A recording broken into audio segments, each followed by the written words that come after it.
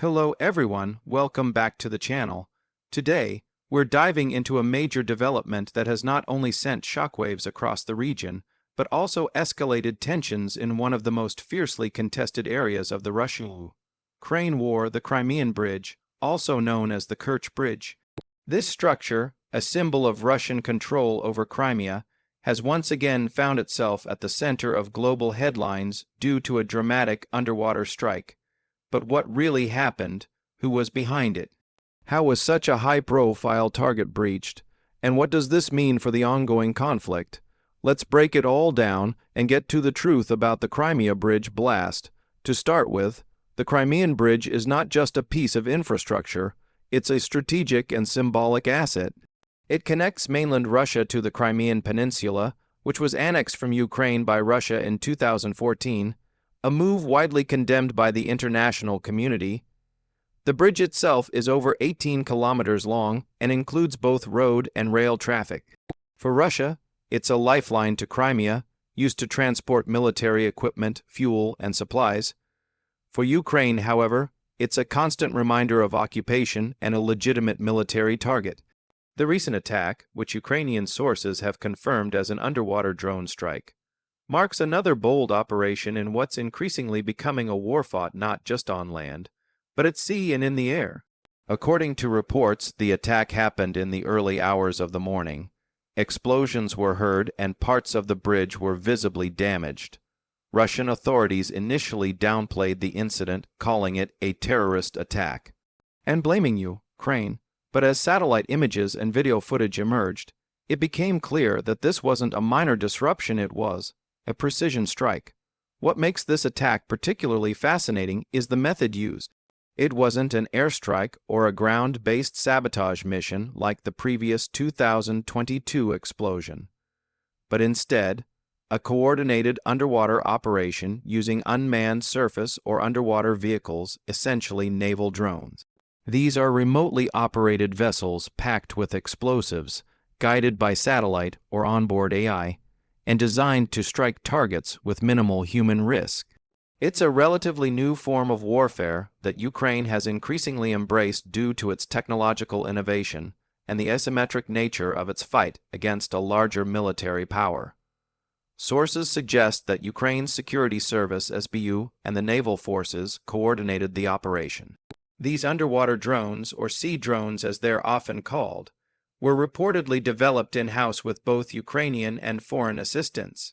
Their ability to travel stealthily beneath or along the water's surface, undetected by Russian defenses, represents a significant evolution in modern warfare, and in this case, they appear to have struck the bridge's structural supports a critical vulnerability. The aftermath of the blast disrupted both civilian and military logistics. Russia halted traffic, assessed the damage, and initiated emergency repairs. Train services were delayed, and parts of the bridge were closed to vehicles. More importantly, the strike sent a loud and clear message. No target, no matter how protected or symbolic, is out of reach.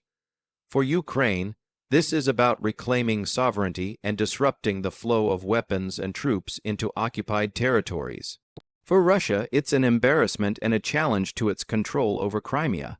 Now, let's talk about the broader implications. First, this attack is not just about damaging infrastructure. It's psychological warfare.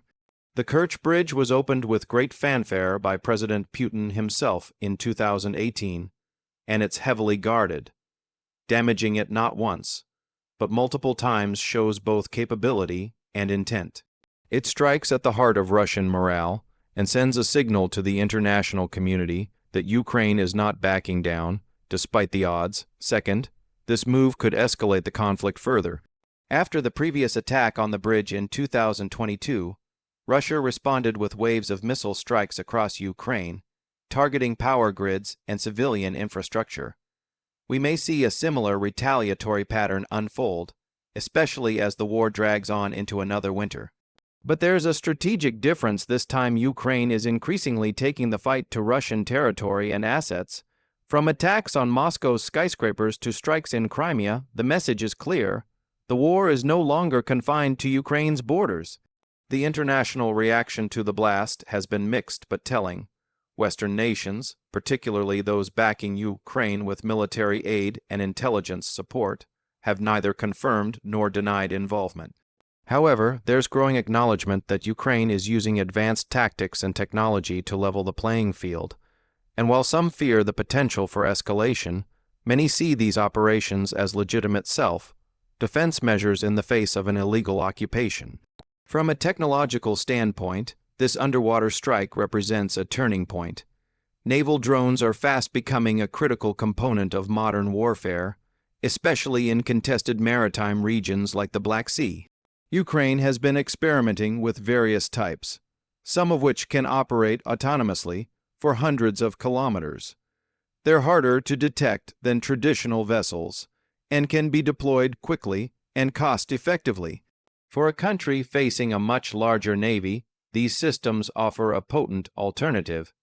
Critics might argue that targeting infrastructure like the Kerch Bridge risks civilian lives and escalates tensions unnecessarily. But supporters counter that the bridge is a legitimate military target. It's used to ferry weapons and soldiers into occupied Ukraine, making it not just a road or railway, but a vital artery in Russia's war machine. Disabling it even temporarily disrupts supply lines and forces Russia to rethink its logistics. What's next? It's likely that we'll see further attempts to strike the bridge or similar high-value targets. Ukraine's strategy has clearly shifted toward hitting logistics, command centers, and symbolic assets. With winter approaching and the war showing no signs of slowing, both sides will likely intensify operations. For Ukraine, keeping Crimea under pressure is crucial to any hopes of reclaiming it. For Russia, maintaining access and control over the peninsula is equally vital. In conclusion, the underwater strike on the Crimea Bridge is more than just a tactical operation, it's a bold statement. It showcases how technology, determination, and innovation can challenge even the most fortified targets.